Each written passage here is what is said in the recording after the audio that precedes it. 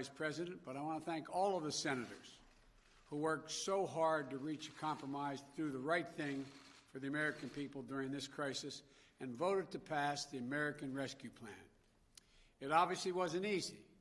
It wasn't always pretty, but it was so desperately needed, urgently needed. I also need to say a few words about Majority Leader Chuck Schumer, who I spoke with many times in this and again this morning. I served in the Senate, as you all know, for many years. I've never seen anyone work as skillfully, as ably, as patiently, with determination to deliver such a consequential piece of legislation that was so urgently needed as the American Rescue Plan. Chuck Schumer, Senator Chuck Schumer. When the country needed you most, you led, Chuck, and you delivered. Neither I nor the country will ever forget that.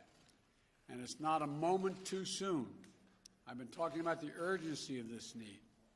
For over a year, the American people were told they were on their own.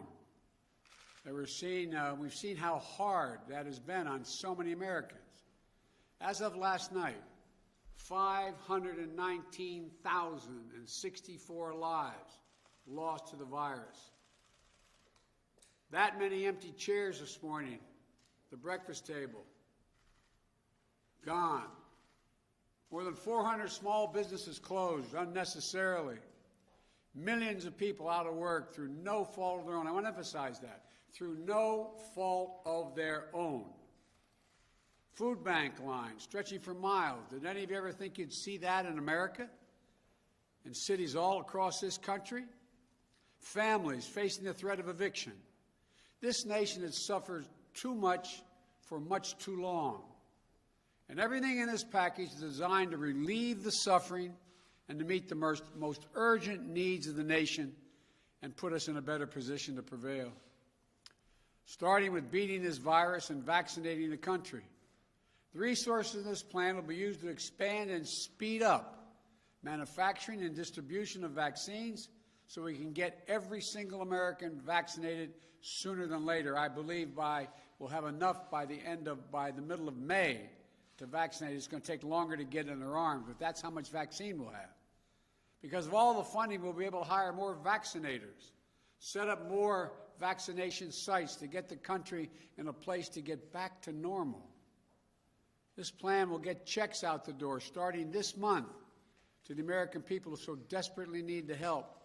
Many of whom are lying in bed at night, staring at the ceiling, wondering, will I lose my job if I haven't already? Will I lose my insurance? Will I lose my home? Over 85% of American households will get direct payments of $1,400 per person. For a typical middle-class family of four, husband and wife working, making $100,000 a year total, with 3 kids, they'll get $5,600. I mean, with 2 kids, they'll get $5,600, and it'll be on the way soon. That means the mortgage can get paid. That means the child can stay in community college. That means maintaining the health insurance you have. It's going to make a big difference in so many lives in this country.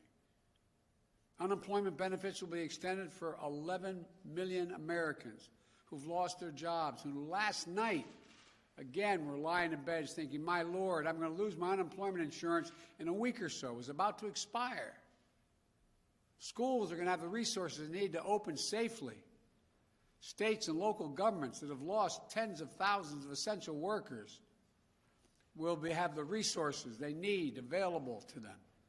To those laid-off police officers, firefighters, teachers, and nurses they can rehire. These are essential personnel. Look, the American Rescue Plan lowers health care premiums, food and nutrition assistance. It's hard to believe that 24 million adults and 11 million children, as I speak, in the United States suffer from food insecurity. That means simply they don't have enough food to eat. Did you ever imagine in the United States of America, you'd see lines literally miles long, folks in their automobiles waiting for a box of food to be put in their trunk?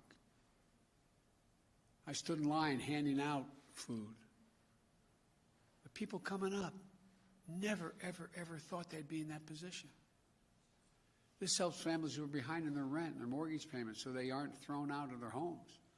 Look, the bottom line is this. This plan puts us on a path to beating the virus. This plan gives those families who are struggling the most the help and the breathing room they need to get through this moment. This plan gives small businesses in this country a fighting chance to survive. And one more thing. This plan is historic. Taken all together, this plan is going to make it possible to cut child poverty in half. Let me say it again. It's significant, historic. We'll cut child poverty in half. There's much more to this bill, but for now, let me make one final point. When I was elected, I said we were going to get the government out of the business of battling on Twitter and back in the business of delivering for the American people, of making a difference in their lives, giving everyone a chance, a fighting chance, of showing the American people that their government can work for them. And passing the American Rescue Plan will do that. And you know, it may sound strange, but a lot of senators and congressmen I want to thank, but I really want to thank the American people for making all this possible. You say, well, how did they make it possible? Well, quite frankly, without the overwhelming bipartisan support of the American people, this would not have happened. Your elected officials heard you. Overwhelming public support. Every public opinion poll shows overwhelming support for this plan. And for the last weeks, it's shown that. Every public opinion poll shows that people want this. They believe it's needed, and they believe it's urgent. Now this bill returns to the House of Representatives, which has done a great job from the beginning, where I hope it will find quick passage so it can be sent to my desk to be signed into law.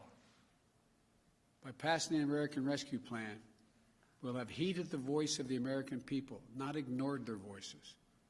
By passing this plan, we would have delivered real, tangible results for the American people and their families. And they'll be able to see and know and feel the change in their own lives. And by passing this plan, we'll have proved that this government, this democracy, can still work. What has to be done? It'll improve people's lives. One more thing. The vast majority of economists, left, right, and center, from Wall Street to the private economic polling initiatives, the economists, as I said, left, right, and center, say, in addition to the needs the people have, we need this to grow the economy. That if we haven't spent this money and recreated the kind of incentive for people to be able to make a good living, that we'd be in real trouble. This will create millions of new jobs. There's estimated over 6 million new jobs by itself. Increase the gross domestic product by $1 trillion. Put our nation in a position to outcompete the rest of the world, because the rest of the world is moving, particularly China. And to know that as tough as this moment is, there are brighter days ahead. There really are. As I said before, it's never a good bet to bet against America. It's never been a good bet to bet against the American people. We are America. We're going to get there. We're going to remain the leading economy in the world and going to be the most successful economy in the world because of you, the American people. Thank you, and God bless you all. May God protect our troops. Thank you.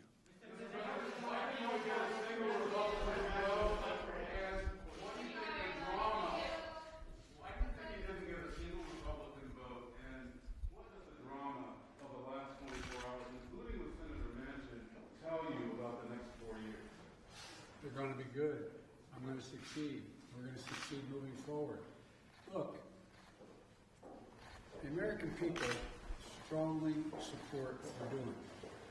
That's the key here. And that's going to continue to seep down through the public, including from our Republican friends.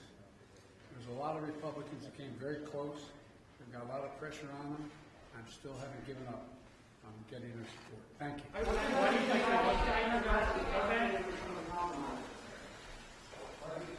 your message to House progressives were frustrated with some of the compromises in the Senate bill, particularly? They're not frustrated. Bernie Sanders said this is the most progressive bill he's ever seen passed since he's been here. And the compromises were all compromises that didn't affect the substance and the essence of what the bill is.